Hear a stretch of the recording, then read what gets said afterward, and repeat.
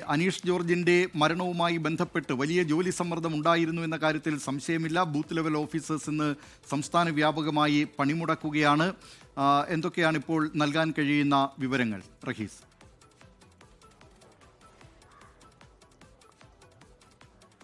ദിലീപ് കുമാർ, നമ്മൾ ഇന്ന് രാവിലെ ഒരുപാട് ബൂത്ത് ലെവൽ ഓഫീസർമാരുമായി സംസാരിച്ചു. അവർ പലരും ഇങ്ങോട്ട് നമ്മളെ വിളിച്ച് സംസാരിക്കുന്നുണ്ട്. കാരണം രാവിലെ 7 മണിക്ക് ഫോം നൽകാൻ ഇറങ്ങുന്നവരാണിവർ. അതായത് ഈ വീട്ടുകാരൊക്കെ ജോലിക്കും മറ്റുമൊക്കെ പോകുന്നതിന് മുമ്പ് ഫോം നൽകാൻ ഇറങ്ങണം.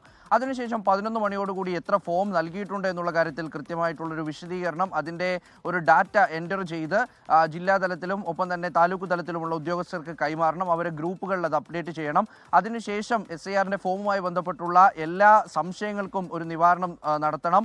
ശേഷം ഏതൊക്കെ ഫോമുകൾ തങ്ങളുടെ കയ്യിൽ ഇല്ല എന്ന് മനസ്സിലാക്കിക്കൊണ്ട് അതിനൊരു തീർപ്പ് കൽപ്പിക്കണം. ആ ഫോം പിന്നീട് തിരിച്ച് കളക്ട് ചെയ്യണം.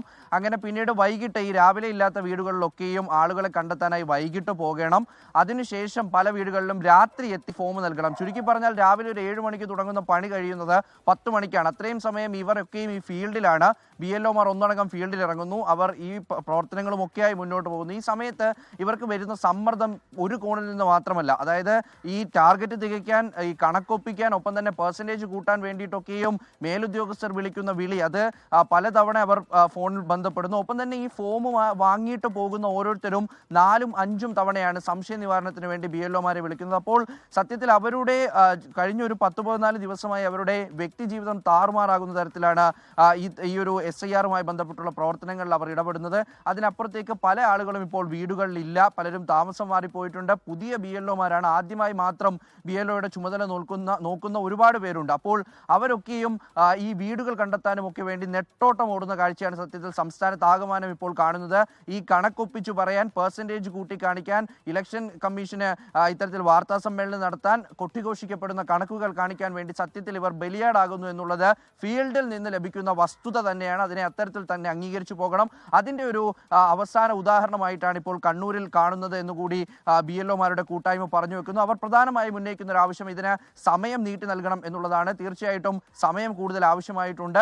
അപ്പോൾ അതനുസരിച്ച് 1 മാസം കൂടിയെങ്കിലും ഇതിന് നൽകണം, സമയം കൂട്ടിത്തരണം എന്നൊക്കെയും അവർ പറയുന്നുണ്ട്. അപ്പോൾ ആ പ്രശ്നങ്ങൾ ഒരു ഭാഗത്ത് നിൽക്കുകയാണ്. അവരിന്ന് പ്രതിഷേധത്തിലേക്കും മറ്റുമൊക്കെ കടക്കുന്നത്. കളക്ട്രേറ്റുകളിലേക്കും ഒപ്പം തന്നെ സെക്രട്ടേറിയറ്റിലേക്കുമൊക്കെ ഇലക്ഷൻ കമ്മീഷന്റെ ഓഫീസിലേക്കുമൊക്കെ പ്രതിഷേധം നടത്താൻ വേണ്ടിയിട്ട് അവർ തീരുമാനിച്ചിട്ടുണ്ട്. അപ്പോൾ ആ തരത്തിൽ BLOമാർ വളരെ സമ്മർദ്ദത്തിലാണ്. അത് രാഷ്ട്രീയ പാർട്ടികളിൽ നിന്നടക്കം അവർക്ക് സമ്മർദ്ദം ലഭിക്കുന്നുണ്ട്. സ്വാഭാവികമായിട്ടും ഈ തെരഞ്ഞെടുപ്പുമായി ബന്ധപ്പെട്ട് ഈ രാഷ്ട്രീയ പാർട്ടികൾ വീടുകൾ കയറുന്ന സമയമാണ്. അപ്പോൾ ഏതെങ്കിലുമൊക്കെ വീടുകളിൽ എത്തുമ്പോൾ ഇങ്ങനെ ഫോം ലഭിച്ചിട്ടില്ല, അല്ലെങ്കിൽ തെറ്റുപറ്റി പോയിട്ടുണ്ട്, ഞങ്ങളുടെ പേര് ആ ലിസ്റ്റിലില്ല എന്നൊക്കെ പറയുമ്പോൾ ഈ രാഷ്ട്രീയ പാർട്ടികളും വിളിക്കുന്നത് BLOമാരെയാണ്.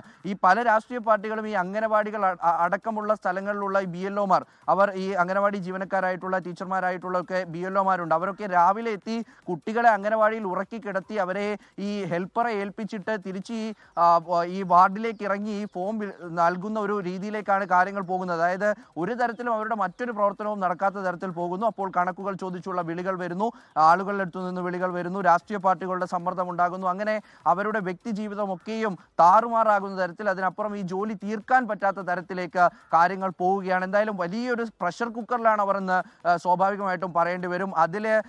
അതിൽ അങ്ങനെ സമ്മർദ്ദത്തിൽ അടിമപ്പെട്ടുകൊണ്ടാണ് അവരിപ്പോൾ ഈ പ്രവർത്തനവുമായി മുന്നോട്ട് പോകുന്നത്. എന്തായാലും ഇതിനൊക്കെ ഒരു അറുതി വരണം എന്നാവശ്യപ്പെട്ടുകൊണ്ടാണ് അവരിപ്പോൾ ഇലക്ഷൻ കമ്മീഷനെ സമീപിച്ചിരിക്കുന്നത്. ഈ കൂട്ടായ്മ ഇലക്ഷൻ കമ്മീഷന് നിവേദനമൊക്കെ നൽകിയിട്ടുണ്ട്.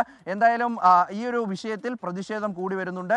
രാഷ്ട്രീയ പാർട്ടികളും തങ്ങൾക്കൊപ്പം നിൽക്കും എന്നുള്ള പ്രതീക്ഷ കൂടി അവർ പങ്കുവെക്കുന്നുണ്ട്. ദിലീപ് കുമാർ, ലോകത്തെവിടെയായാലും ഏത് സമയത്തും 24 വാർത്തകളും ഓഗ്മെന്റഡ് റിയാലിറ്റി പാക്കേജുകളും എക്സ്പ്ലെയിനറുകളും വിശദമായി കാണാൻ ഞങ്ങളുടെ YouTube ചാനൽ നിങ്ങൾക്ക് സബ്സ്ക്രൈബ് ചെയ്യാം.